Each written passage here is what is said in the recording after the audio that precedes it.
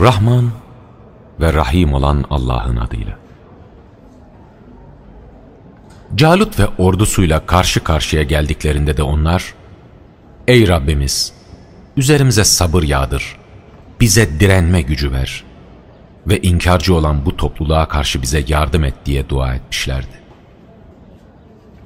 Böylece onlar, Allah'ın izniyle onları bozguna uğrattılar. Davud da Calut'u öldürdü. Allah Davud'a hükümdarlık ve bilgelik vermiş ve ona dilediğini öğretmişti. Eğer Allah'ın insanlardan bir kısmını diğer kısmıyla savması olmasaydı, yeryüzünde bozgunculuk egemen olurdu. Ancak Allah, alemlere karşı lütuf sahibidir. İşte bunlar, sana gerçek olarak okumakta olduğumuz Allah'ın ayetleridir. Hiç kuşkusuz sen, gönderilen elçilerdensin.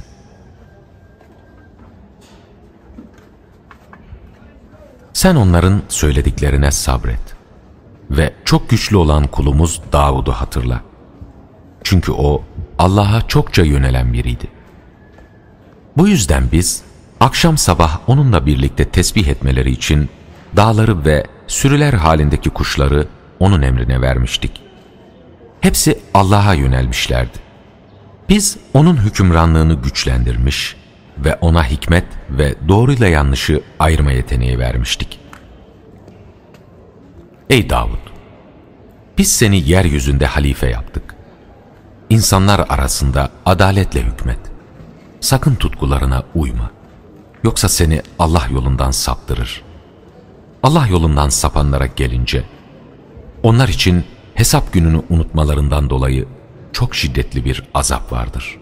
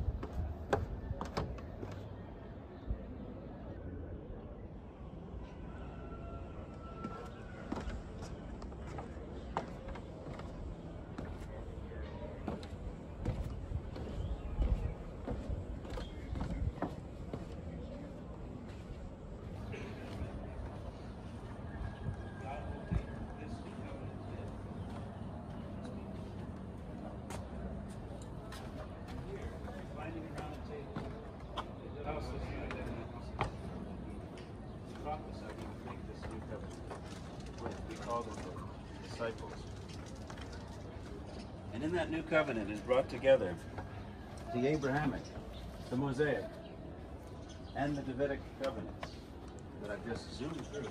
Think of this covenant-making God, making a name, making a people,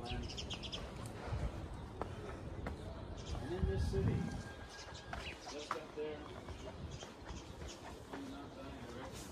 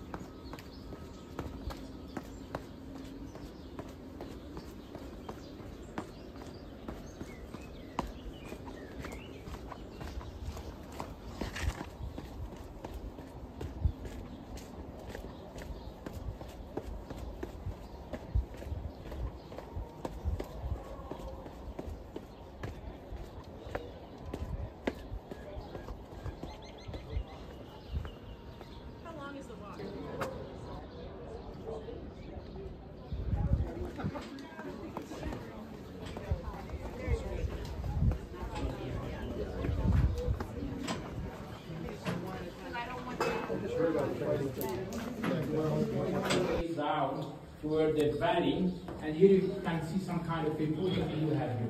So that's exactly how things used to look like. And the city of David was included in the first wall of the city.